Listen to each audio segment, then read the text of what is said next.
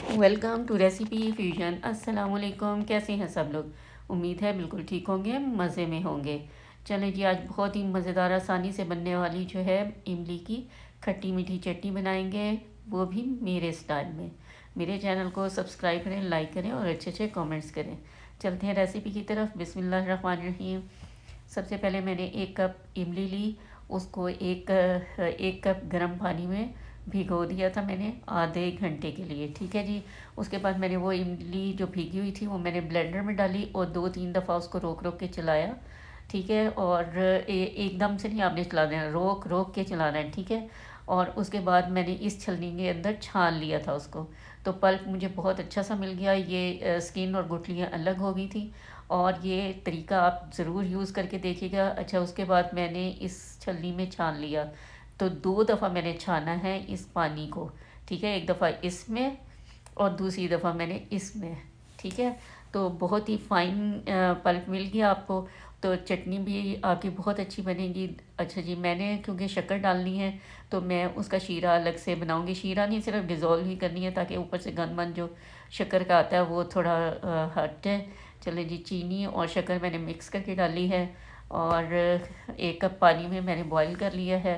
5 minute boil करेंगे और उसके बाद ये शीरा तैयार है। अब हमने अपने पैन में डालना है जी इमली का पल्प। इमली का पल्प डाला। अच्छा, ये जो ब्लेंडर वाला तरीका होता है ना, आपने ज़रूर यूज़ करना है और फिर मुझे बताना है। बहुत इजी वे में ये बनती है। चलें जी, अब शीरे वाला जो पानी है वो भी हमने छान लिया है। ये देखें, आता है ऊपर गंद मन ना आ जाता है, तो इसलिए छानना ज़रूरी है। चलें जी, अब आगे है जी बारी मसालों की।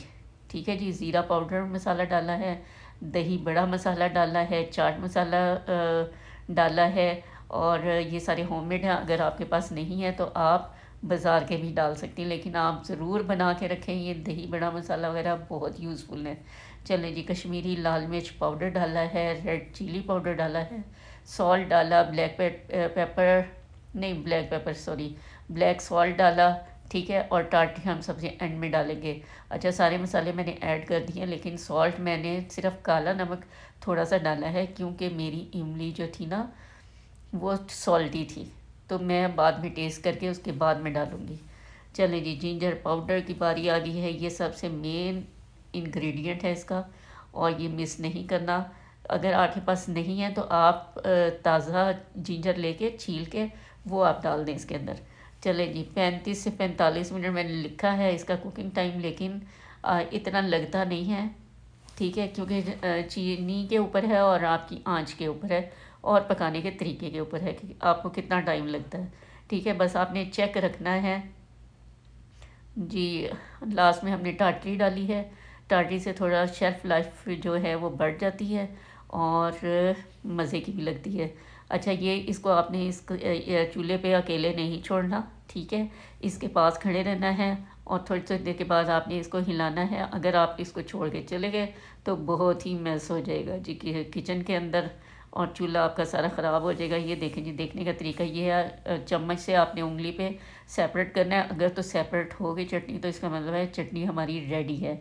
और अगर फिंगर आपने चलाई है चम्मच पे और वो इकट्ठी हो गई है चटनी, तो इसका मतलब अभी टाइम है उसको।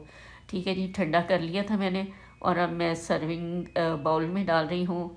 और अपनी केचप की बोतल मैंने धो के रख ली थी, उसके अंदर डालूँगी। आपके पास कोई और अच्छी है तो आप उसमें डाल लीजिए और मज़े कीजिए। ठीक है जी, इसको तकरीबन 1 महीने के लिए जो है वो हम शेल्फ़ पे रख सकते हैं, बाहर रख सकते हैं। 1 महीने के बाद जो है वो हमें फ्रिज में रखना पड़ेगा। ठीक है जी, इंजॉय करें रमज़ान में और मेरे साथ रहिएगा। नई नई रेसिपीज़ लेकर आऊँगी, इंशाल्लाह आपके साथ शेयर करूँगी। और जनाब, मज़े करेंगे हम, और इबादत तो हमने करनी ही करनी है इंशाल्लाह। अल्लाह हाफिज़।